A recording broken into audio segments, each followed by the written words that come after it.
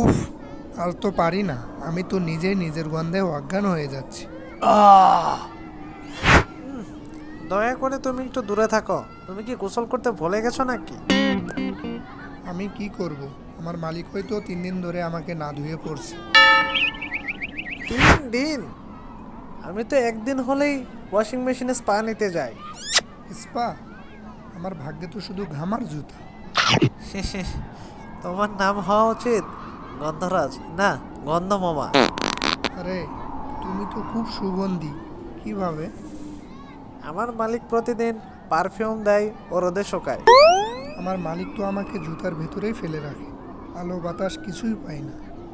তাহলে তুমি তো ডার্ক মজা। হা, আর তুমি স্টার মোজা। ঠিক বলেছ, কিন্তু একটা কথা বলি, কি? তুমি একটু ধোয়া হলে কিন্তু খারাপ না। মানে আমি সম্ভাবনাময় মোজা? হ্যাঁ, তবে আগে গোসল।